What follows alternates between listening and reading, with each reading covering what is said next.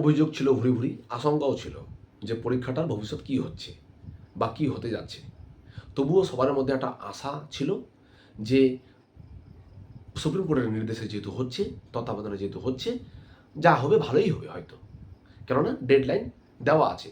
যদিও সেই ডেডলাইনকে বারবার লঙ্ঘন করে এক্সট্রা ডেট নেওয়া হয়েছে, দীর্ঘায়িত হয়েছে ম্যাটারটা, কিন্তু জীবিত আছে। কিন্তু গতকালের যে মন্তব্য উচ্চশিক্ষামন্ত্রী জগন্নাথ চট্টোপাধ্যায় বাবু, তার মন্তব্যে কিন্তু যে আশঙ্কাগুলো ছিল, যে আশঙ্কাগুলো মনের মধ্যে দানা বেঁধেছিল, যে অভিযোগগুলো উঠে এসেছিল গ্রাউন্ড লেভেল থেকে, সেগুলো কিন্তু হাওয়া পেল, সেগুলো কিন্তু মিলে যাচ্ছে এবং আরও হইচই বাড়বে বই কি। আমরা জানি এসএসসি 2 এ পরীক্ষা পদ্ধতি নিয়ে প্রচুর প্রশ্ন উঠে এসেছিল। পরীক্ষার পরপরেই যে সিটিং অ্যারেঞ্জমেন্ট থেকে নিয়ে, কোশ্চেন থেকে নিয়ে, গ্রিভান্সেস থেকে নিয়ে এবং যে ভুল প্রশ্নপত্র, সেগুলো নিয়ে কিন্তু প্রচুর ভুরি ভুরি অভিযোগ, এবং সেই অভিযোগের পরিপ্রেক্ষিতে এসএসসি সেরকম ঠোস কোনো স্টেপ নেয়নি।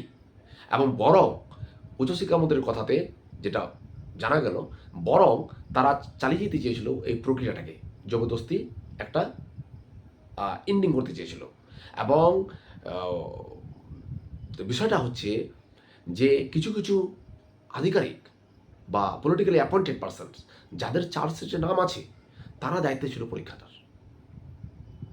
ভাবো তাহলে কি অবস্থা, মানে তারা পরীক্ষাটার দায়িত্ব ছিল, তাহলে পরীক্ষাটার যে স্যাংটিটি,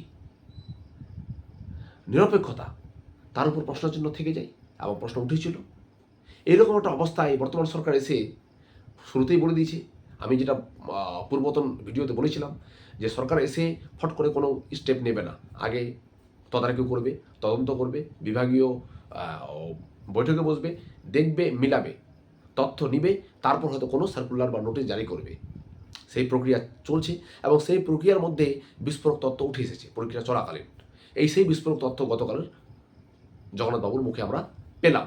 তার মানে সেই থেকেই ইন্ডিকেশন পাওয়া যাচ্ছে যে সরকারের মনোভাবটা কী। সরকার তাহলে যেহেতু খুঁজে পেয়েছে, দোষ খুঁজে খুঁজে পাচ্ছে, তাহলে সরকারের মনোভাবটা আমাদের কাছে কিছুটা পরিষ্কার হচ্ছে। ওই জন্য এতদিন ধরে আমরা কোনো নোটিফিকেশান, কোনো সার্কুলার, কোনো কিছু পাচ্ছি না। সুপ্রিম কোর্ট নির্দেশ থাকা সত্ত্বেও ডেট ঘনিয়ে আসছে।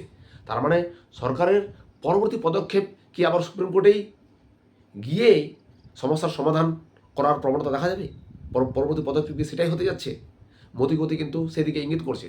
2 নম্বর প্রশ্ন, আবার এই জটের উপর আরও একটা জট, সেটা হচ্ছে ওবিসি ম্যাটার।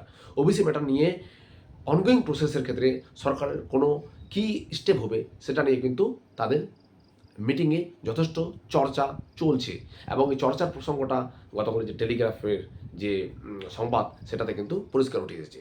সরকার এখনও ডিসিশন নিতে পারেনি যে 17% থেকে 7% ব্যাপারটা ইম্পোজ করবে অনগোয়িং প্রসেসে, নাকি 17% ব্যাপারটাই থাকবে। এটা নিয়ে আইনি সমঝোতারা করছে, আইনি পরামর্শ নিচ্ছে, আইনি পরামর্শ যেদিকে যাবে সেদিকে ওরা স্টেপ নেবে। তার মানে সব দিক দিয়েই কিন্তু আবার সংকটে পড়লো এসএলএসটি 2 চাকরি প্রার্থীরা, সে ইন সার্ভিস টিচাররা হোক, ফ্রেশাররা হোক।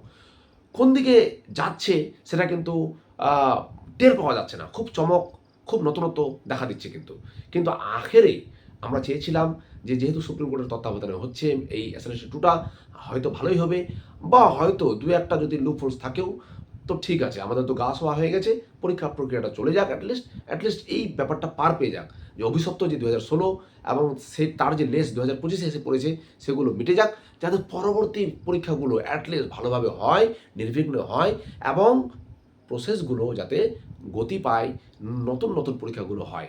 কিন্তু বিধিবাম আবার কী যে হবে, আবার বুঝি কোর্ট পর্যন্ত জল গড়াবে। এবার দেখা যাক আইনি ব্যাপারগুলো মিটিয়ে সরকার কী ডিসিশন নেয়, সেই দিকে দেখার। ধন্যবাদ।